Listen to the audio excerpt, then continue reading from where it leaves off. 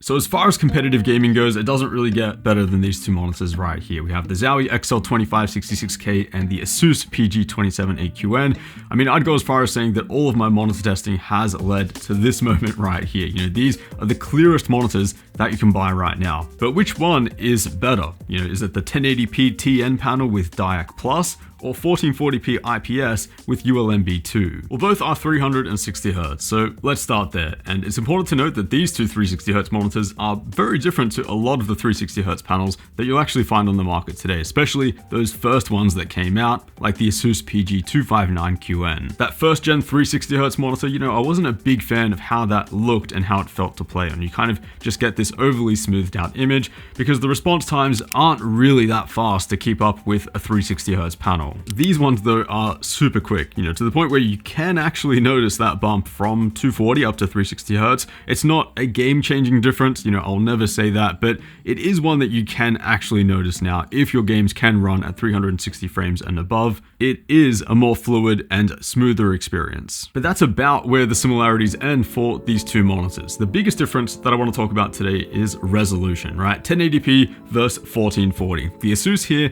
has 78% more pixels than the Zowie, and it is a pretty obvious difference. Everyone that I've spoken to who has made that switch from 1080 to 1440, not one of them has regretted it, and yeah, personally, I do find 1440p more engaging and immersive to play on. You kind of just feel like you're a bit more involved in what's happening, even just for competitive shooters. But does it make you play better? You know, do you land more shots? Are you able to spot enemies better, you know, and track them better?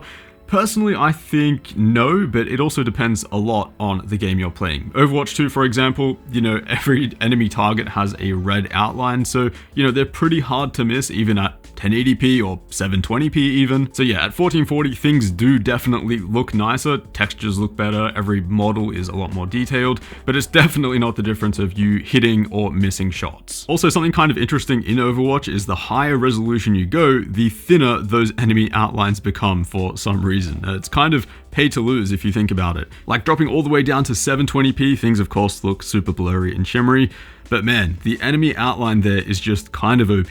This is about the only game where I've actually seen this though. CSGO, for example, doesn't have any enemy outlines at all, and in Valorant, it's more like a glow on the character model itself, which doesn't react with changes in resolution. So yeah, in those games, bumping up to 1440p is basically just a buff in overall detail, and you know, having a more detailed game world, I believe it can only help. Like, in no scenario will a less detailed model be better. So the extra pixels on the ASUS are definitely a nice experience. Even for these ultra sweaty games like Overwatch, CSGO, and Valorant, it's not necessarily going to make you better or see targets easier by any means, but it is a more fun experience. Kind of leads into my next point. You know, one of the biggest things that I've noticed moving up to 1440p is how much less, you know, shimmery and noisy the maps look as you're moving through them. So most people play these FPS games with anti-aliasing off. It makes everything look a bit sharper and of course cuts down on the processing quite a bit. And at 1440p, you do notice way less of that stair-stepping and shimmering. Things do look way cleaner. And so the only games where I feel there is a legit competitive advantage at 1440 compared to 1080 are games like this, Battlefield and Call of Duty. You know, games where there is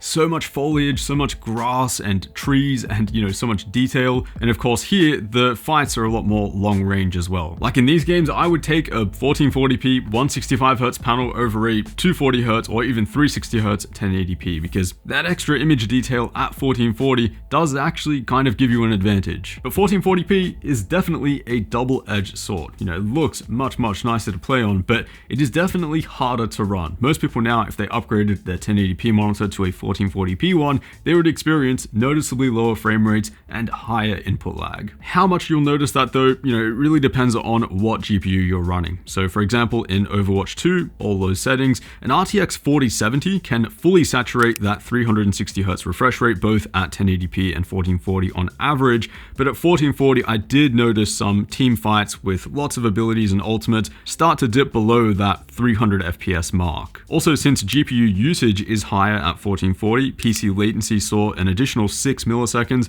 despite both tests having NVIDIA Reflex enabled. But on the flip side, you have games like, CSGO, Valorant, you'll see much smaller differences there. A 4070 would definitely be sufficient, and so 1440p 360Hz would be totally fine. But yeah, Overwatch, Apex, Call of Duty, Battlefield, I definitely recommend a 4080 or even a 4090 to really get the most out of 1440p 360Hz. Otherwise, you will see a drop in performance versus just sticking with your 1080p monitor. But what about the latency of the panels themselves? The 1440p has more pixels, has more colors. Surely it is slower to drive than the 1080p one. So to test this out, I pointed an ultra slow motion camera at both monitors side by side, receiving the exact same input. And I basically just wanted to see which monitor would respond quicker. And the result is so close that sometimes the Zowie would be a little bit quicker, and then other times it would be the ASUS. Basically, it's just whichever monitor is closer to starting a new screen refresh. And of course, if I play them in real time or even just at 50% or 25% speed, they both appear to be responding at the exact same time. I also ran a latency test within NVIDIA's LDAT software, and I saw 1.6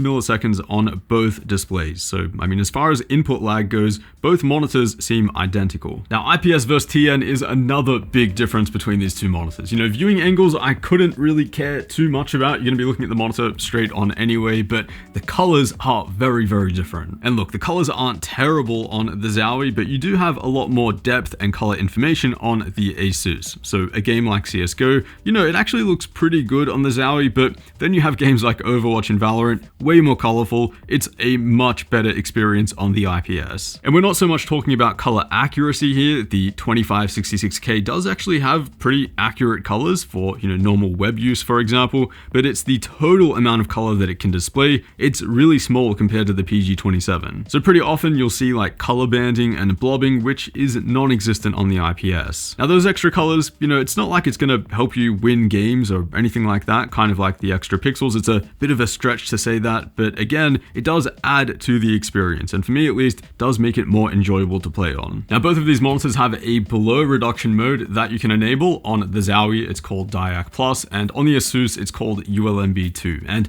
on most monitors, this setting is not really worth enabling. It's usually not tuned that well, or maybe it's not suitable for the specific panel that it's on.